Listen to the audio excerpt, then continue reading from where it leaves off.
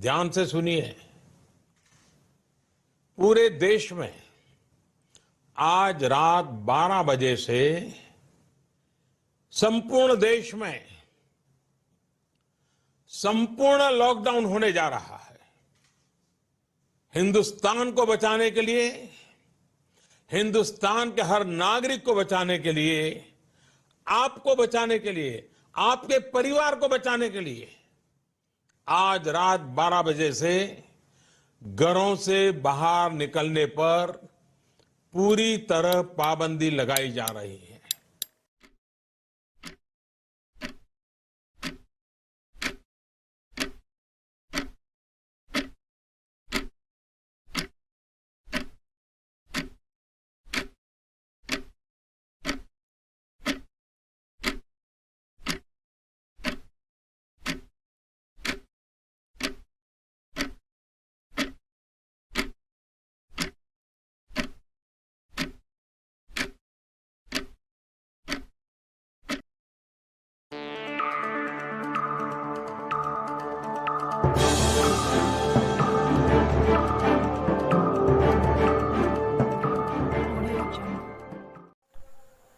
নমস্কার, আপনারা দেখছেন বিশ্ব সংবাদ আর আমি সঙ্গে শুভাশিস। গোটা পৃথিবী জুড়ে এখন একটাই আলোচনা, করোনা। চীন থেকে শুরু, তারপর ইউরোপ, আমেরিকা, ব্রাজিল হয়ে ভারত। মৃত্যু মিছিল অব্যাহত, সংক্রমণ প্রতিদিন বাড়ছে হু হু করে। কিন্তু বহু প্রতীক্ষিত করোনার ভ্যাকসিন এখনো অধরা। ভ্যাকসিন কি আদৌ বেরোবে, নাকি মানুষকে চিরকাল যুঝতে হবে সেই মারণ ভাইরাসের সঙ্গে? এর উত্তর খুঁজতে আজ আমরা পেয়ে গেছি বিশিষ্ট গবেষক ডক্টর অমিত লাহিড়ীকে। ডক্টর লাহিড়ী, বিশ্ব সংবাদে আপনাকে স্বাগত। নমস্কার শুভাশিস। আজ এই মহামারী সংকটের মুহূর্তে আপনাদের চ্যানেলের মাধ্যমে দর্শকদের মুখোমুখি হতে পেরে আমারও অত্যন্ত ভালো লাগছে। ধন্যবাদ ডক্টর লাহিড়ী। আমরা জানি যে বিশ্বের অন্যান্য দেশের মতো ভারতবর্ষ জোর কদমে চলছে করোনা ভ্যাকসিনের ট্রায়াল, কিন্তু ঠিক কত দিন বা কত মাসের মধ্যে সাধারণ মানুষ তার নিকটবর্তী মেডিকেল স্টোরস থেকে এই ভ্যাকসিন সংগ্রহ করতে পারবেন, যদি দর্শকদের উদ্দেশ্যে একটু বলেন। দেখুন, এক অজানা শত্রু এই করোনা ভাইরাস। প্রতিনিয়ত মিউটেশনের মাধ্যমে সে তার চরিত্র বদলাচ্ছে। তাই ভ্যাকসিনের মাধ্যমে তারই একটা অংশ আমরা মূলত চেষ্টা করছি সংক্রামিতের দেহে প্রবেশ করানো, যেটা একটা নির্দিষ্ট সময়ের পর রোগীর দেহে অ্যান্টিবডি তৈরি করতে সক্ষম হবে। কিন্তু এটা সাফল্য নির্ভর করে ট্রায়ালের ফলাফল, স্যাম্পল স্টাডি, ভ্যাকসিনের পার্শ্ব প্রতিক্রিয়া এসবের উপর। হ্যাঁ, তাই সময় তো একটু লাগবেই। অবশ্যই। আমরা দ্রুত একবার চলে যাব আমাদের নিউজ রুমে, আমাদের সংবাদ প্রতিনিধি মুস্কানের কাছে। হ্যাঁ মুস্কান, শুনতে পাচ্ছ? হ্যাঁ, আমাদের রাজ্য শহরের সাম্প্রতিক করোনা পরিস্থিতি নিয়ে কি খবর আছে তোমার কাছে? শুভাশিস দা, গত 24 ঘন্টায় করোনা সংক্রমণ অতীতে সব রেকর্ড ছাপিয়ে গেছে। একদিনে মৃত্যুর সংখ্যাও 24 ঘন্টায় সর্বোচ্চ। সরকারি হাসপাতালে বেড না পেয়ে অনেক রোগীকে ফিরিয়ে দেওয়া হচ্ছে বলে অভিযোগ উঠছে।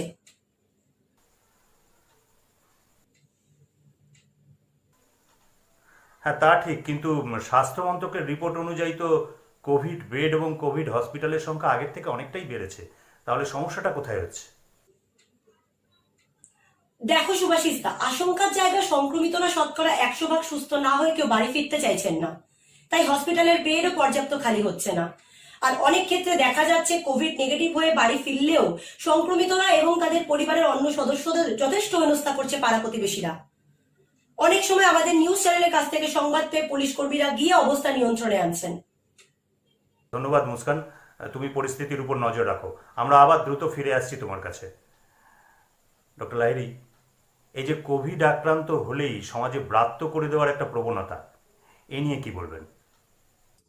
শকিং! এই 2020 সালে দাঁড়িয়েও মানুষের মধ্যে এত সচেতনতার অভাব আমাদের স্তম্ভিত করে। আমরা বরাবর বলে এসেছি, রোগীকে নয় রোগকে ঘৃণা করুন। সরকারকে কোভিড ক্যাম্পেইনের সময় এই অ্যাওয়ারনেস প্রচারের ওপর আরো নজর দিতে হবে। নইলে এত অবিশ্বাস, বর্বরতা আর অশিক্ষার ভাইরাসের ভ্যাকসিন বার করবে কে?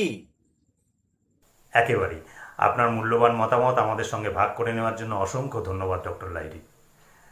একটা বিরতিতে যাওয়ার সময় হয়েছে, ফিরে এসে আমরা নজর রাখবো দিনের অন্যান্য খবরগুলোতে।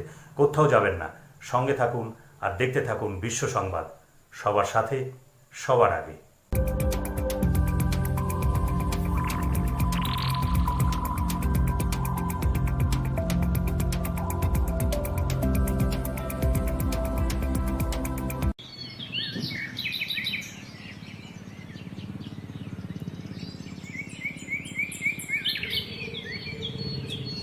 বেশ ভালোই জব্দ করেছিস মানুষ, সবাইকে কারাগারে বন্ধ করে দিয়েছিস। ধোঁয়া নেই, ধুলো নেই, আওয়াজ নেই, তোরা সবাই সবুজ হয়ে আছিস।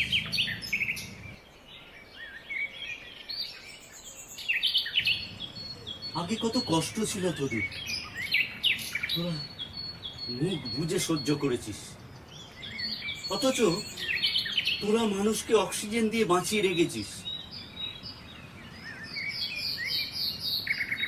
বেশ করেছিস।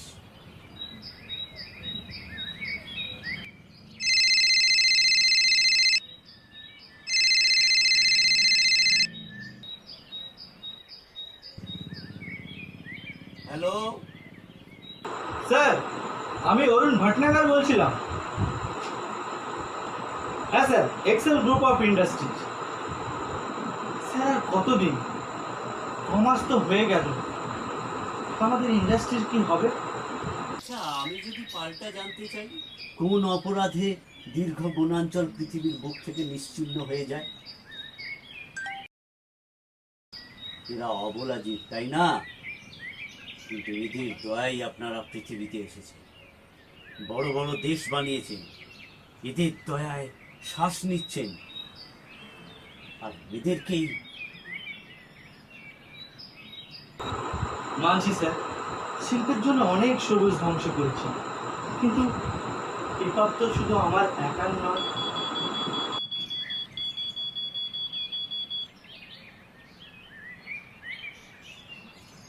স্বয়ং পরিবেশ ও পর্যটন মন্ত্রী ফোন করেছে।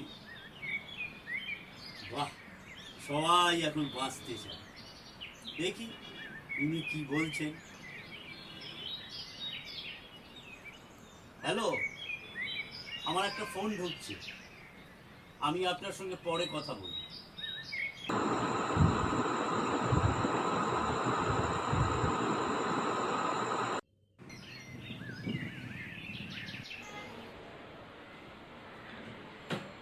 হ্যালো স্যার, আর কতদিন?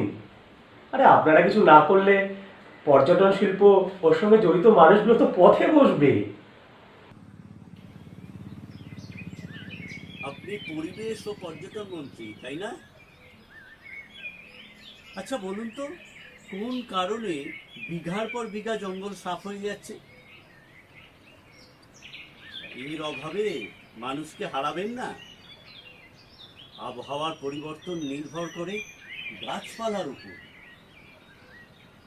সেখানে আপনাদের কি কোনো কিছু করণীয় নেই? আর যত দায় আমাদের ওপর। এক সেকেন্ড স্যার, আপনি কি রেগে যাচ্ছেন? আচ্ছা স্যার, আপনাকে বিরক্ত করব না, রাখছি স্যার।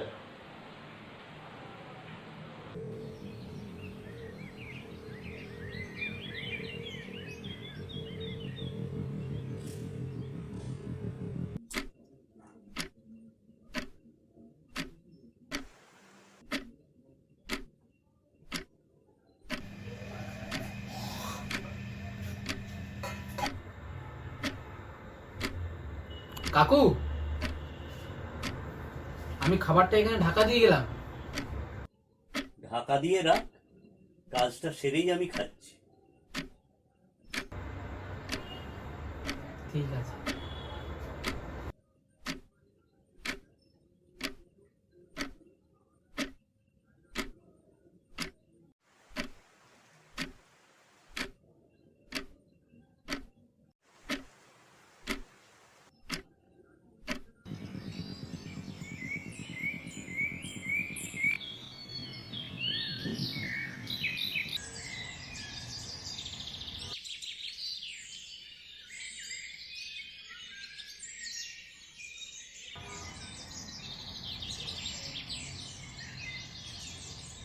কাকু, তুমি খাবারটা খাওনি?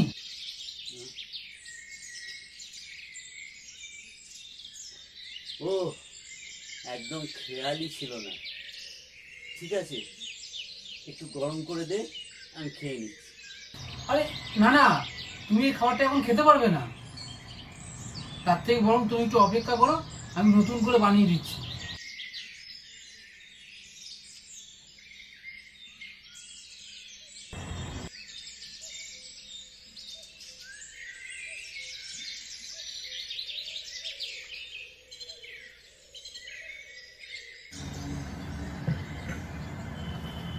চাটা খেয়ে নাও, তারপরে ব্রেকফাস্টটা আমি রেডি করছি। আহ,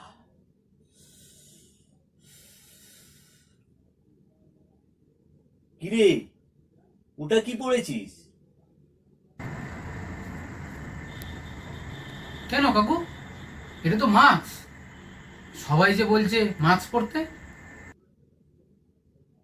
মাস্ক পরতে বলেছে, কিন্তু কিভাবে পরতে হবে বলেনি। তোর নাকই তো ঢাকেনি। আরে নাক মুখ ভালো করে ঢাকতে হবে। তা তুমি তো মাস্কই পরোনি। আরে আমি তো ঘরে আছি, আর তাছাড়া এই তুই যা যা, তুই তোর কাজ কর তো। ঠিক আছে।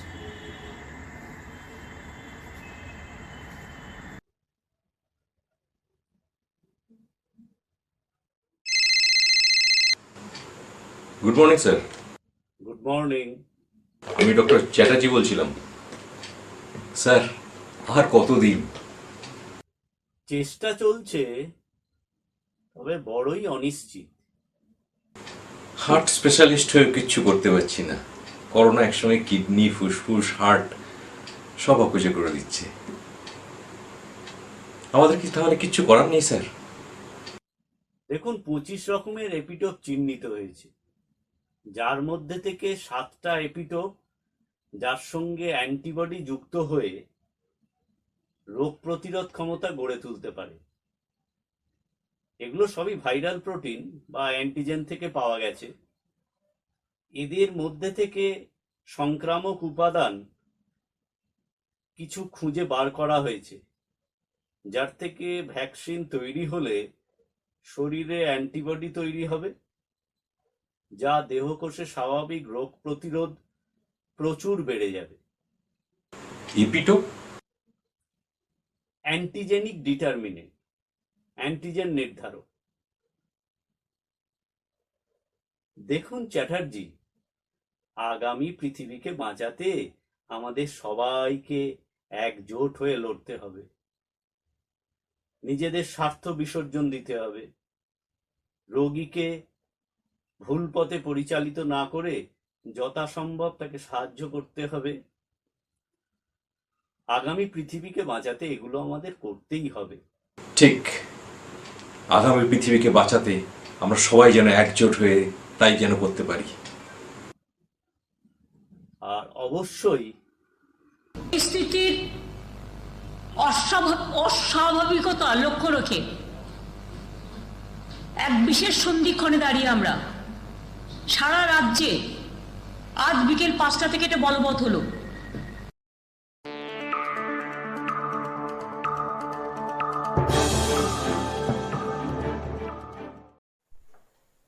দেশের বিভিন্ন রাজ্যে করোনার গ্রাফ ক্রমশই ঊর্ধ্বমুখী। বিশ্ব স্বাস্থ্য সংস্থা WHO অনেক আগেই ঘোষণা করেছেন যে ভারতবর্ষ গোষ্ঠী সংক্রমণের মধ্যে দিয়ে চলেছে, কিন্তু কেন্দ্রীয় স্বাস্থ্য দপ্তর থেকে বিবৃতি দিয়ে জানানো হয়েছে যে এদেশে এখন গোষ্ঠী সংক্রমণ শুরুই হয়নি। আমরা এ নিয়ে আলোচনা করার জন্য আজ আমাদের মধ্যে আবার পেয়ে গেছি বিশিষ্ট ভাইরোলজিস্ট ডক্টর অমিত লাহিড়ীকে। ডক্টর লাহিড়ী, আপনার কাছে আমার খুব স্পেসিফিক প্রশ্ন। ভারতবর্ষের মতো এই বিপুল জনসংখ্যার দেশেও কি কমিউনিটি ট্রান্সমিশন শুরু হয়ে গেল? দেখো সুভাষিস, এখনো এ কথা বলার সময় আসেনি। তার কারণ এর মাত্রা নির্ণয় করা হয় আরও ফ্যাক্টরের মাধ্যমে। আর আরও ফ্যাক্টরের অর্থ হলো একজন কতজনকে সংক্রামিত করে। আর রোগ যদি 1.4 জনকে সংক্রামিত করে তাহলে মহামারীর সম্ভাবনা বেড়ে যায়। তবে সার্ভে অনুযায়ী আমাদের দেশে এখনো সংক্রমণের মাত্রা 1%-ও কম। তবে অবশ্যই কিন্তু সতর্কবিধি আমাদের মেনে চলতে হবে। আর তাছাড়া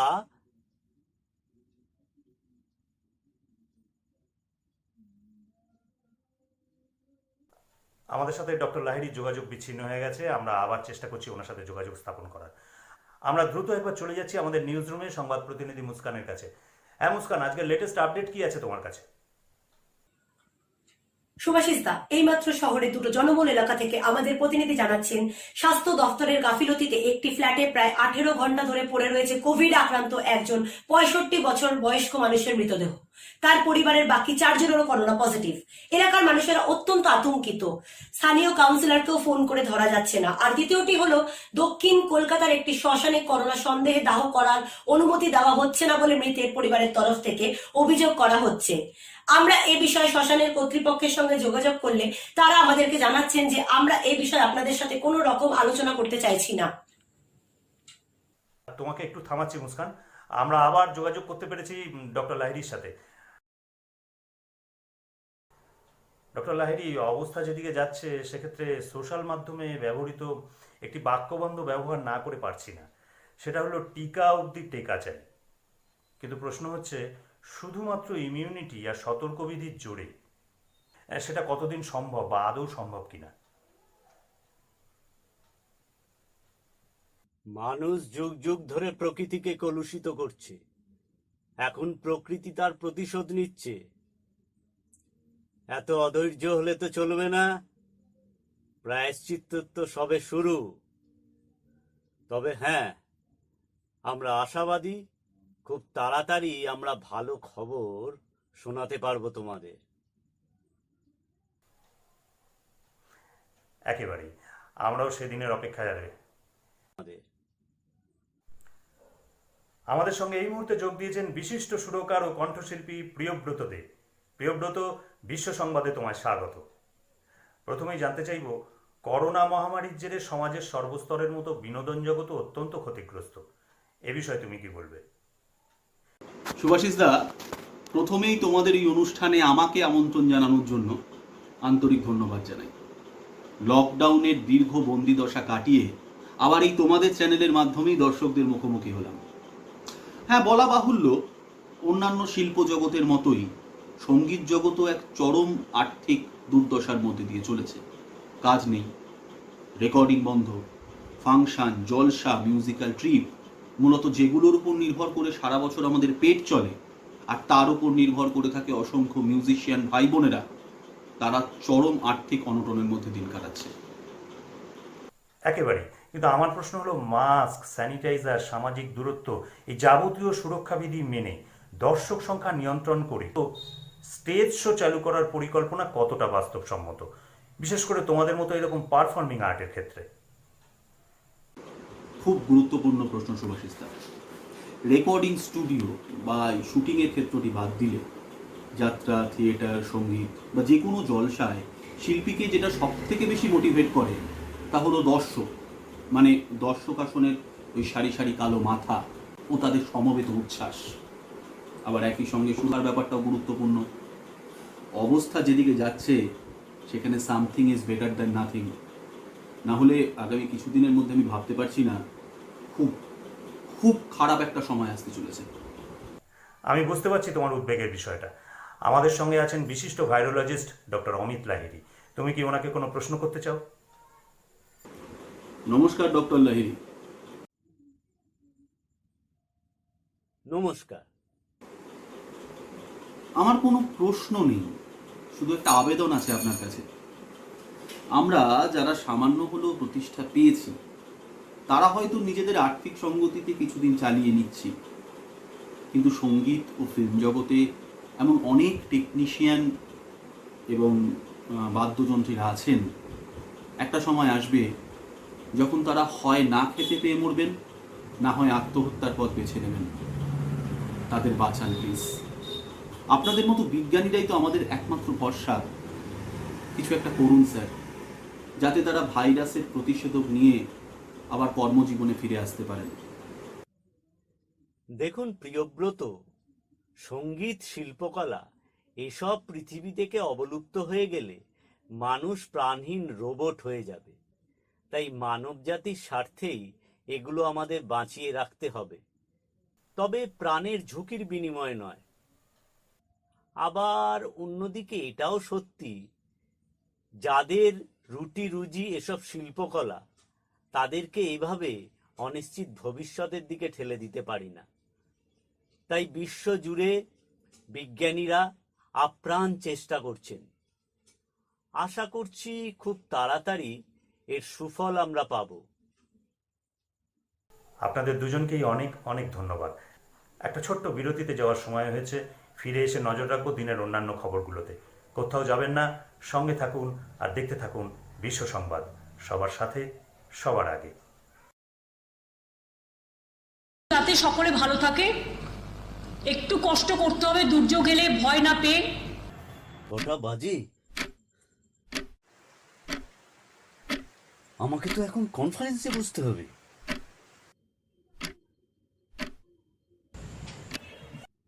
ওয়েলকাম এভরিবডি। আজকের কনফারেন্সে আমাদের গবেষণা কতটা অগ্রগতি হলো তার সামগ্রিক পর্যালোচনা। মিস্টার ভার্গব, এই তোমার কাজ কিরম চলছে? স্যার, ম্যালেরিয়ার প্রতিষেধক হাইড্রোক্লোরাইড আর হাইড্রোক্লোরিক নিয়ে আমাদের গবেষণা শুরু হয়েছে আপাতত। Okay, anything more? Sir, reverse genetic টেকনোলজিতে SARS-CoV-2 এর মতো কম ক্ষমতার ভাইরাল স্টেন তৈরি করে তার উপযুক্ত অ্যান্টিবডি তৈরি করার প্রক্রিয়া চলছে। It's under process. Well done. আপনাদের জ্ঞাতার্থে জানাই, সম্প্রতি আমাদের দেশে কোভ্যাক্সিনের যে ট্রায়াল, সেটাও কিন্তু যথেষ্ট সাফল্য পেয়েছে এবং কিছুদিনের মধ্যে গ্রিন সিগন্যাল পেলে আমরা উৎপাদন শুরু করে দিতে পারবো। Anyway, time is running out. যা করার আমাদের তাড়াতাড়ি করতে হবে। Thank you everybody. Good night.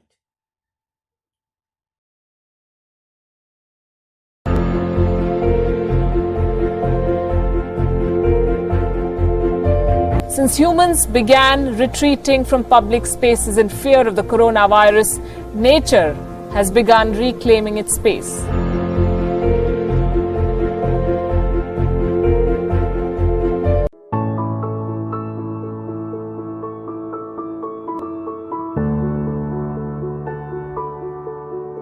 Empty streets, silent cities, closed factories and quiet skies are now dominated by animals and birds all over the world.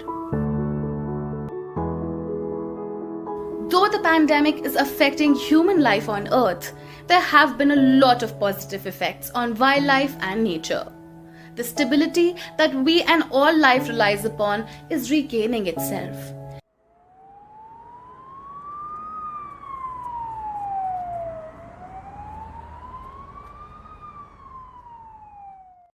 কাকু, আমি চায়ের ফ্লাক্সটা এখানে দিয়ে গেলাম।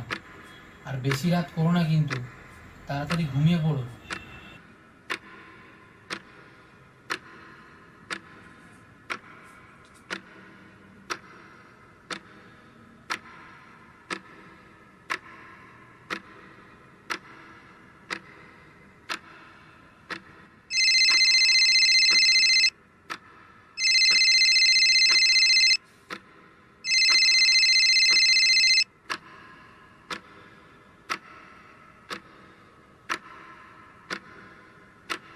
ডক্টর লাহিড়ী বলছেন? হ্যাঁ বলুন, কি দরকার? দরকারটা উভয়েরই আছে, আপনার ভি আছে, আমার ভি আছে। যা বলার পরিষ্কার বলুন। স্যার, বলছিলাম ভ্যাকসিনের জন্য আপনার এত পরিশ্রম, আপনাকে ধন্যবাদ জানাই। কিন্তু স্যার, খালি হাতে কি সব মানায়? তাই বলছিলাম কত লাগবে? আপনি কে বলছেন? আপনি আমাকে চিনবেন না, কিন্তু আমরা আপনাকে চিনি। তাই বলছিলাম স্যার, খিতেটা যদি বলেন। মানে আর কুছ নেই, পেটেন্টটা আমাদের চাই। এই জন্য কিতনা চাইয়ে? লাখ করোড় কিতনা চাইয়ে? স্যার অফারটা এরকম আসে না। আপনি একজন রিপুটেড সায়েন্টিস্ট আছেন, তাই স্যার আপনাকে অফারটা দিলাম। বুঝতেই পারছেন স্যার এখন ভ্যাকসিনের কেমন ডিমান্ড আছে মার্কেটে। আপনি ভুল জায়গায় ফোন করেছেন, আমাকে আর বিরক্ত করবেন না। ঠিক আছে স্যার, আপনি একটু ভেবে নিন, আমি আবার আপনাকে ফোন করছি, কেমন?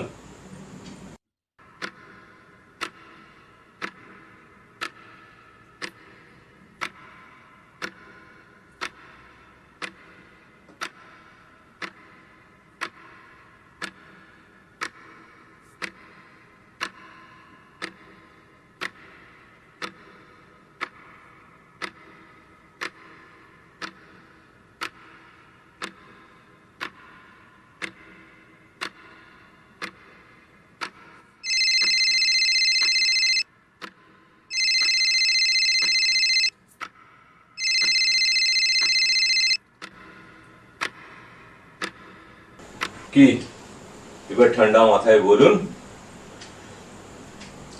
কততে সেটেল করব?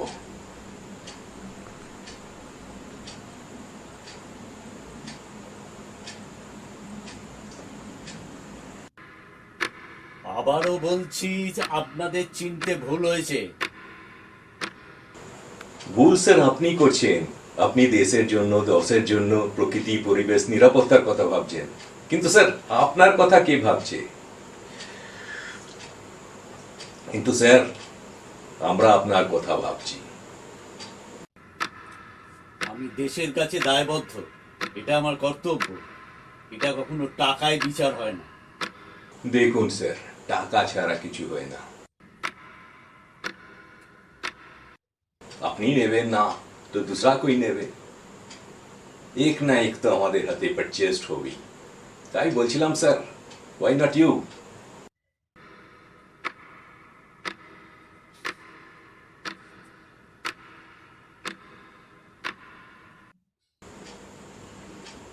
Sir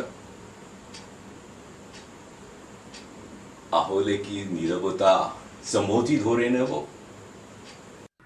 bastard!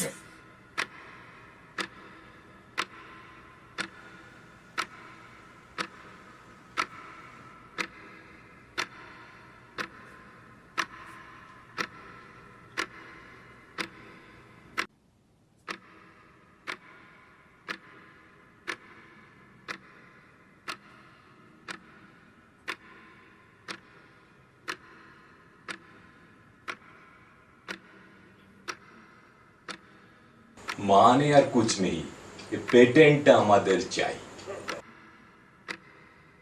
कितना चाहिए? लाख करोड़ कितना चाहिए? ভ্যাকসিন কি আদৌ বেরোবে, নাকি মানুষকে চিরকাল যুঝতে হবে সেই মারণ ভাইরাসের সঙ্গে? कितना चाहिए? लाख करोड़ कितना चाहिए? হচ্ছে না বলে মৃতের পরিবারের তরফ থেকে অভিযোগ করা হচ্ছে। একটা সময় আসবে যখন তারা হয় না খেতে পেয়ে মরবেন, না হয় আত্মহত্যার পথ বেছে নেবেন।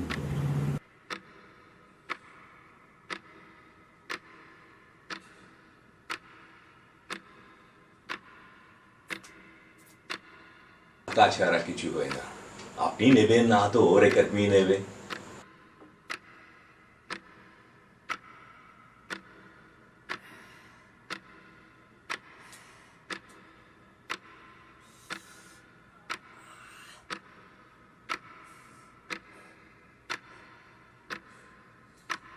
ভুল স্যার আপনি করছেন।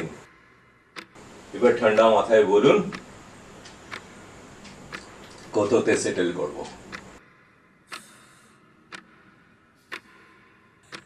গত 24 ঘন্টায় করোনা সংক্রমণ অতীতে সব রেকর্ড ছাপিয়ে গেছে। একদিনে মৃত্যুর সংখ্যাও 24 ঘন্টায় সর্বোচ্চ। সরকারি হাসপাতালে বেড না পেয়ে অনেক রোগীকে ফিরিয়ে দেওয়া হচ্ছে বলে অভিযোগ উঠছে।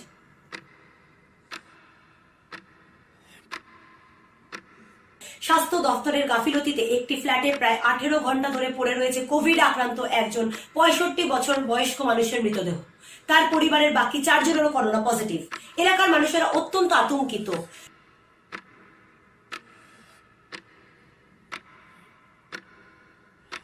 অনুমতি দেওয়া হচ্ছে না বলে মৃতের পরিবারের তরফ থেকে অভিযোগ করা হচ্ছে। একটা সময় আসবে যখন তারা হয় না খেতে পেয়ে মরবেন, না হয় আত্মহত্যার পথ বেছে নেবেন।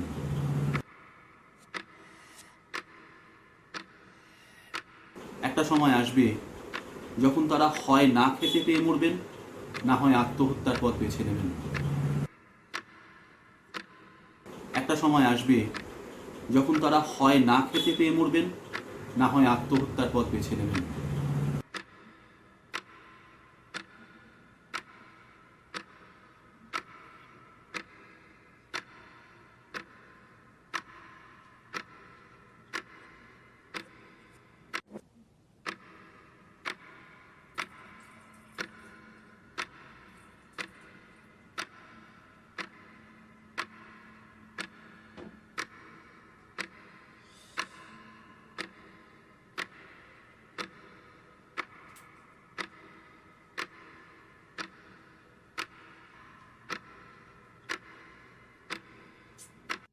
অনুমতি দেওয়া হচ্ছে না বলে মৃতের পরিবারের তরফ থেকে অভিযোগ করা হচ্ছে।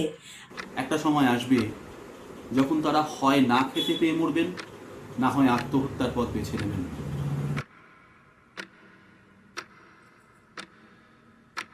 একটা সময় আসবে যখন তারা হয় না খেতে পেয়ে মরবেন, না হয় আত্মহত্যার পথ বেছে নেবেন।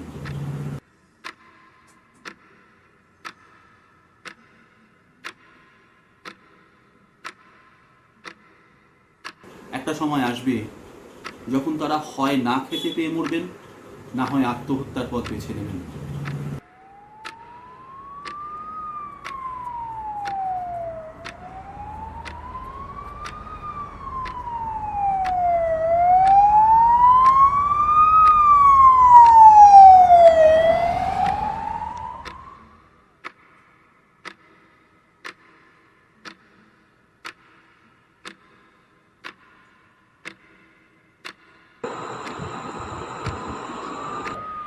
আর কতদিন?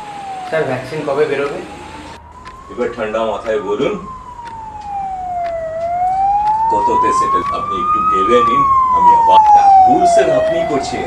আপনি নেবেন না তো ওরে, তাহলে কি why not you? না হয় আত্মহত্যার পথ বেছে নেবেন, না হয় আত্মহত্যার পথ বেছে নেবেন, না হয় আত্মহত্যার পথ বেছে নেবেন।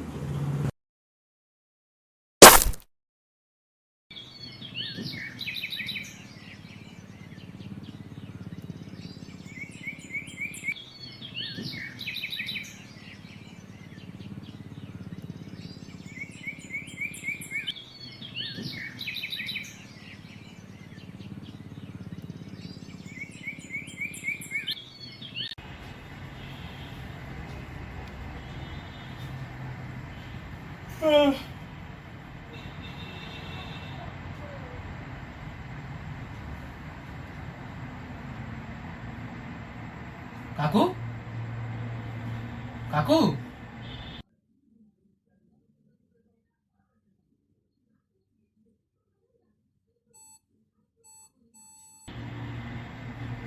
কাকু, ও কাকু, হ্যাঁ তুমি এমন ভাবে পড়ে আছো, আমি তো দেখে ভয় পেয়ে গিয়েছিলাম।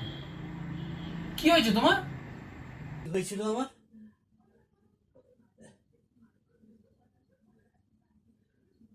ও আমার একটু মাথাটা ঘুরে গেছিল।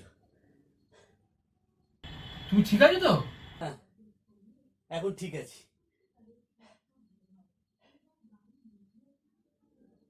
তুই যা।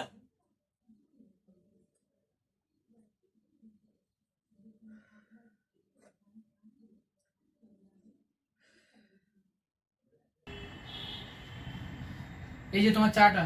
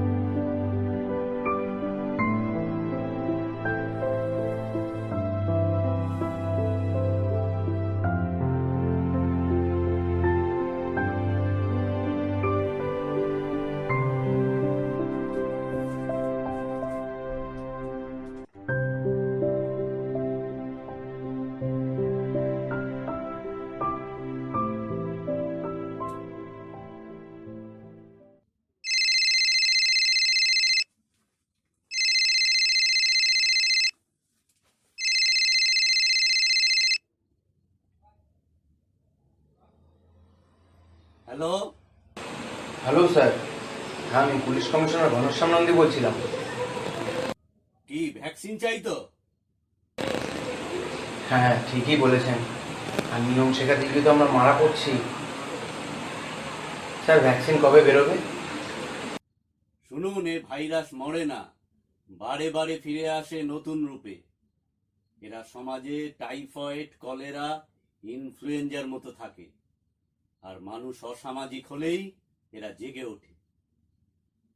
গাছ কাটা চোরাকারবারিদের আরো প্রশ্রয় দিন, এরা নির্বিচারে পশু হত্যা করুক, আর যেমন খুশি সেই পশুর মাংস খান, আর ভাইরাসকে নিজের শরীরে ডেকে আনুন। এতকাল প্রকৃতিকে নিয়ে অনেক ছেলে খেলা করেছেন, তার ফল তো ভুগতেই হবে। এর সঙ্গে প্রকৃতির কি সম্পর্ক? এটা তো একটা ম্যানমেড ভাইরাস, কতগুলো খুনি চীনে বৈজ্ঞানিকের কীর্তি। সেই চীনেরা কি প্রকৃতির বাইরে? Hello sir.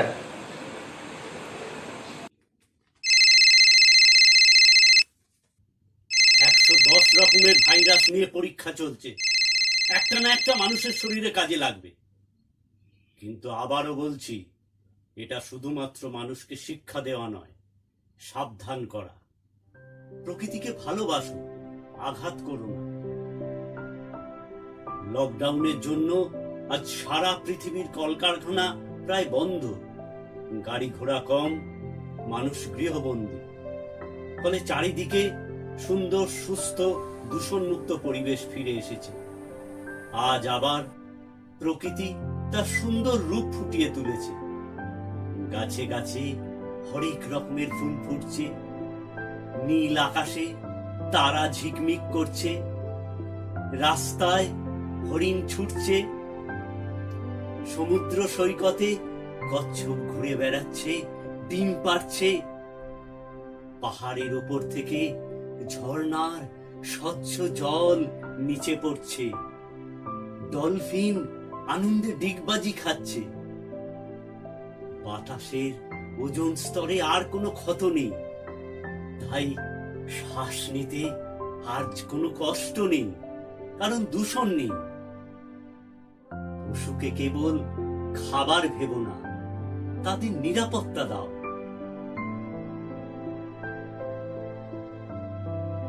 পৃথিবীর বুকে বোমা ফাটিও না, অরণ্য বানাও।